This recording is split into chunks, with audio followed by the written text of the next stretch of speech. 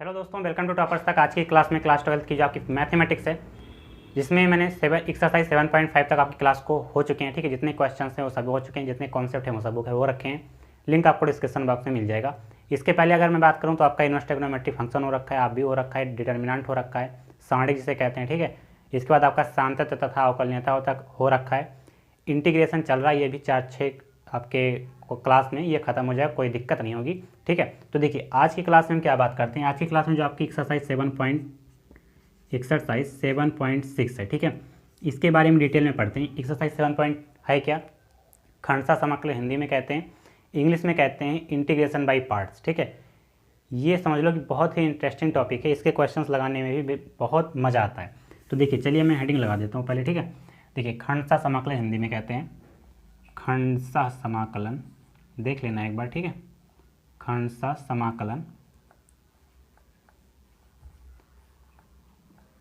इसे इंग्लिश में समझ लें आप कि इंटीग्रेशन बाय पार्ट्स।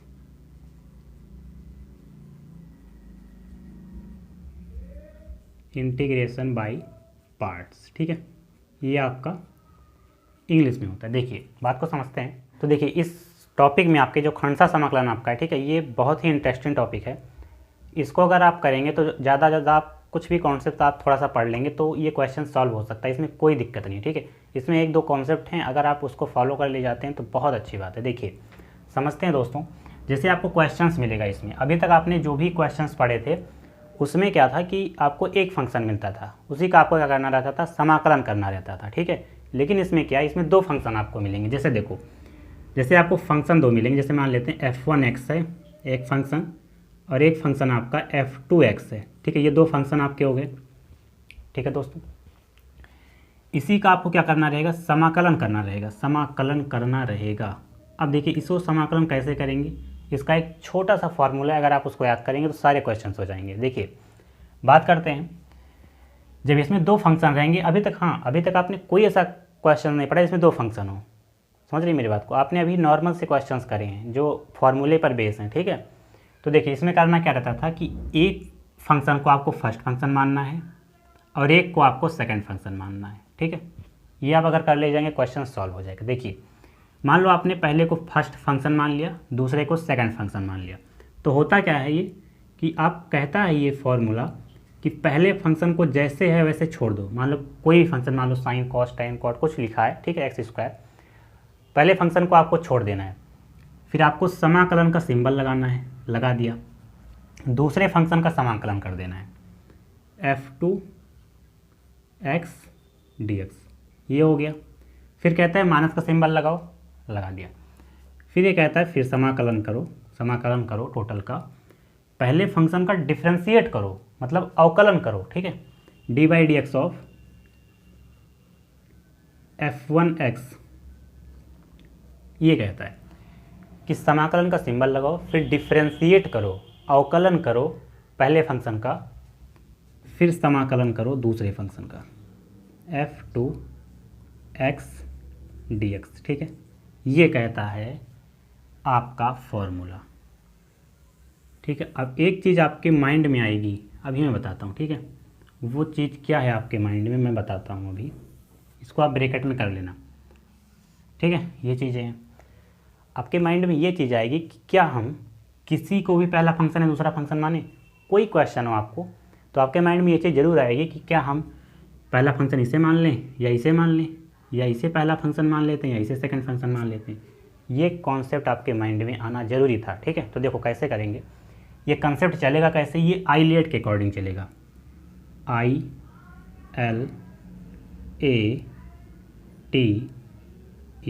इसके अकॉर्डिंग चलेगा ये। अब ये क्या चीज़ है समझाता हूँ मैं आपको। आईलेट याद कर लेंगे, सिंपल सा लैंग्वेज है आईलेट। ठीक है, देखो आई का मतलब होता है इनवर्स फंक्शन, INVERSE।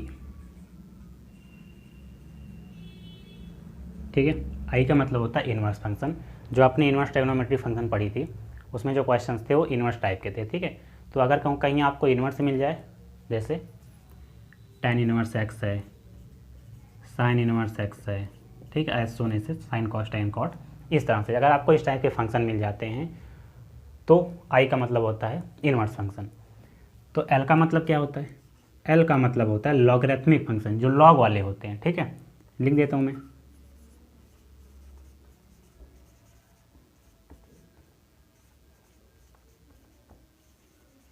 ठीक है, ए आपका आता है इसके बाद। ए आपका होता है एलजेब्राइक फंक्शन, मतलब एलजेब्रा वाले जो होते हैं। ठीक है, एलजेब्राइक।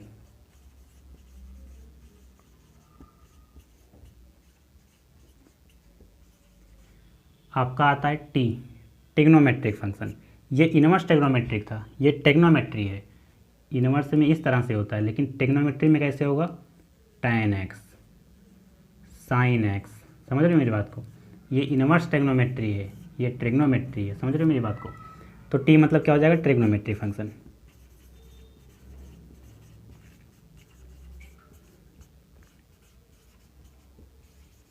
इसके बाद आपका आता है लास्ट ई। ई का मतलब आपका होता है एक्सपोनेंशियल।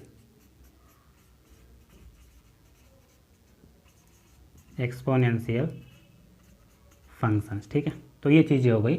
मैंने आपको बता दिया कि आइलेट मतलब होता क्या है। तो देखिए, इसमें होता ये है कि मान लो एक आपको दिया गया क्वेश्चन इनवर्स में, एक आपको दिया गया एक्सपोनेंशियल में। तो अगर इनवर्स और एक्सपोनेंशियल में है तो आप पहला फंक्शन मानेंगे इनवर्स को और सेकंड फंक्शन आप मानेंगे एक्सपोनेंशियल को।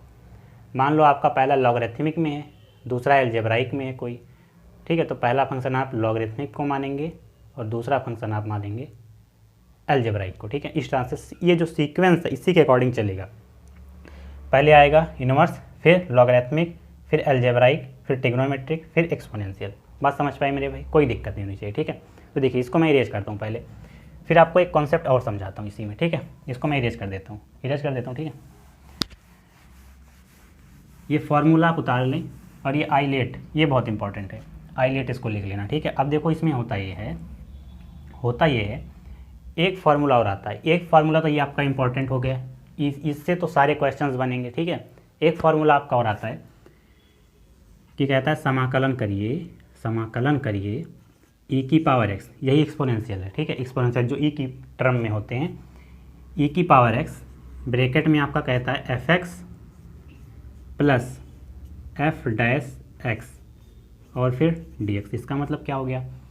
fx का मतलब आपको कोई फंक्शन दिया गया है और f डैश का x का मतलब क्या होता है? मैंने आपको बहुत बार बताया था डिफरेंशिएशन में कि अगर एक बार लगाए तो उसका एक बार डिफरेंशिएट हुआ है, मतलब अवकलन हुआ है उसका मतलब। ठीक है, कि कोई फंक्शन है उसका अवकलन अगर बगल में लिखा गया एफ एक्स में, एफ डैश एक्स में, जैसे साइन एक्स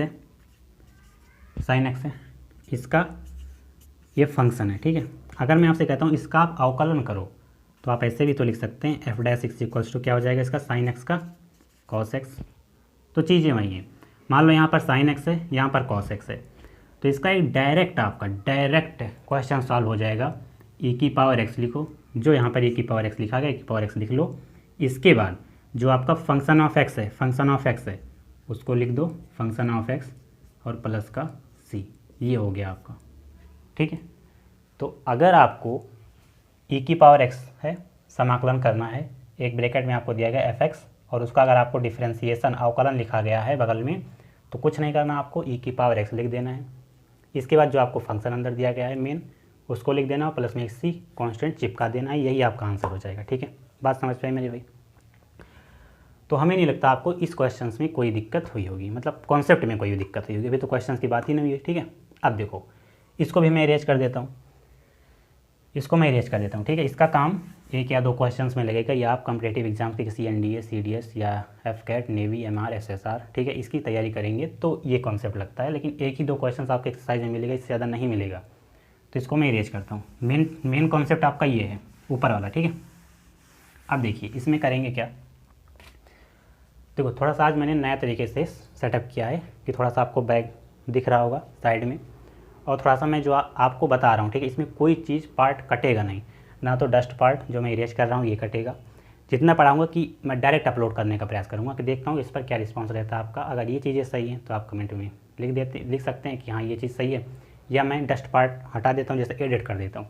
जैसे मान लो मैं इरेज कर रहा हूँ, इसको मैंने एडिट कर दिया, ये आपको नहीं दिखेगा, तो वो चीज़ें सही हैं जैसे प्रीवियस वीडियो में करता था, ये चीज़ें सही हैं कि मैंने मतलब डायरेक्ट पूरा पढ़ा दिया, इसके बाद अपलोड कर दिया, ठीक है। तो बताना कमेंट बॉक्स में कौन सा सही है। देखिए अब आपको एक समाकलन करना है। अभी तो देखो, अभी जो आपका क्वेश्चन आएगा ना उसको तो मैं कराऊंगा ही, लेकिन जो मेन क्वेश्चन बनता है, देखो पहले तो मैंने आपको फार्मूला बता दिया, आईलेट का मतलब मैंने आपको बता दिया, एक फार्मूला आपको और बता दिया जो e⁻x f(x) था, ठीक है। उसका मतलब अब दो क्वेश्चन आपके यहाँ से बनते हैं, एक, ठीक है, दो क्वेश्चन आपके हैं जो कॉन्सेप्चुअल हैं। ये एग्ज़ाम में भी बहुत पूछे जाते हैं, हर एक एग्ज़ाम में, चाहे आप बोर्ड की बात कर लें या कॉम्पिटिटिव एग्ज़ाम्स की बात कर लें। जैसे इसमें कहेगा कि समाकलन करिए log x का, इस तरह से इसका आपको समाकलन करना है। तो बहुत सारे बच्चे क्या कर देंगे, log x का आपको समाकलन करना है 1/x लो, यहाँ पर dx लिख देना, 1/x, ये आंसर हो गया। ये गलत है। या देखो मैं आपसे कहता हूँ दोस्तों कि ये 1/x था, dx था, 1/x का समाकलन होता है log x। समझ रहे हो मेरी बात को, log x का समाकलन 1/x नहीं होता, 1/x का समाकलन log x होता है, समझ रहे हो। और जो आपने करते थे अभी कि डिफ्रेंशिएट करते थे d/dx ऑफ log x, इसका 1/x होता था। ये डिफ्रेंशिएशन है, differentiation log x d/dx of log x, इसका होता है डिफ्रेंशिएशन 1/x। 1/x का समाकलन log x होता है, इसको डिफरेंस आप समझ लेना अभी, ठीक है।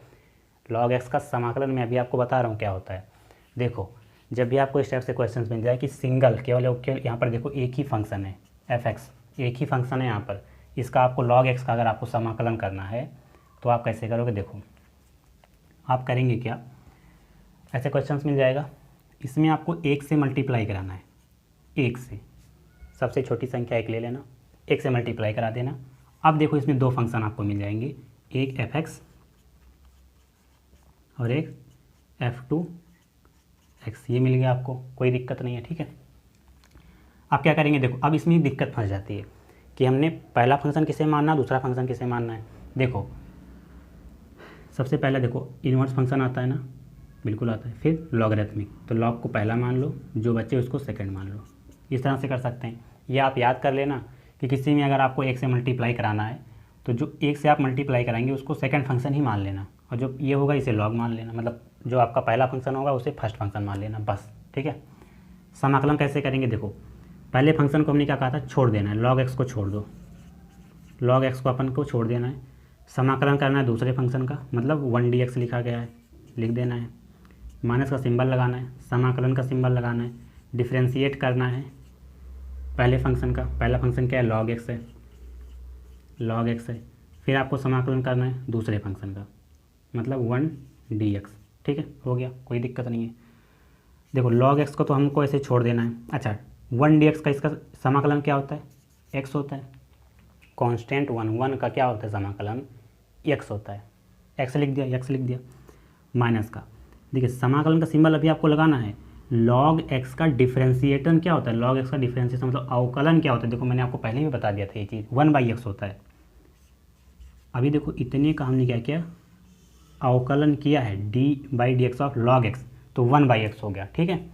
अब देखो इंटू का चिन्ह मतलब मल्टीप्लाई लगा देते हैं। अब देखो समाकलन करना है 1dx का, जैसे यहाँ पर 1dx का क्या था, x था, वैसे यहाँ भी x हो जाएगा, फिर आपका हो जाएगा dx, या आप यहाँ पर ब्रैकेट में ऐसे लिख लेना चाहिए था आपको dx, ठीक है। x से x कैंसिल हो जाएगा, log x इंटू में x minus log x into में x माइनस 1dx, इसका क्या हो जाएगा, x हो जाएगा, प्लस का एक कांस्टेंट आपका c आ जाएगा। थोड़ा सा आप इसको अच्छे वे में कैसे लिख सकते हैं, यहाँ से x कॉमन ले लें, इन दोनों में से x अगर आप कॉमन ले लेंगे, तो यहाँ पर log x केवल बचेगा, यहाँ पर माइनस का 1 बचेगा और प्लस का c बचेगा।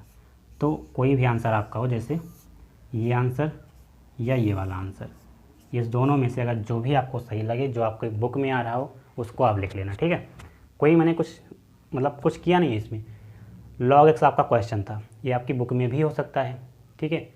log x आपका क्वेश्चन था, हमने 1 से मल्टीप्लाई करा दिया क्योंकि हमको इसमें ऐसा असुविधा हो रही थी कि हमने पहला फंक्शन किसे मानना है, दूसरा फंक्शन किसे मानना है। हमने क्या किया कि पहले फंक्शन को मतलब log x को हमने फर्स्ट फंक्शन मांगा, 1 से मल्टीप्लाई करा दिया।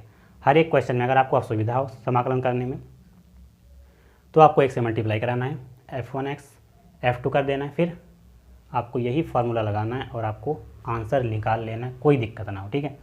ये जो था ना, जब मैंने एयरफोर्स का पेपर दिया था, इंडियन एयर फोर्स का, तो उसमें ये क्वेश्चन था, क्वेश्चन ये दिया गया था ऐसे, log x dx, इसका आपको क्या करना था, समाकलन करना था। 4 ऑप्शन दिए गए थे, मैंने ये वाला मैंने ऑप्शन लगा दिया था, यही वाला ऑप्शन था ना, तो लगाया था। 1 नंबर मेरा फिक्स हो गया था, 1 नंबर, समझ रहे हो।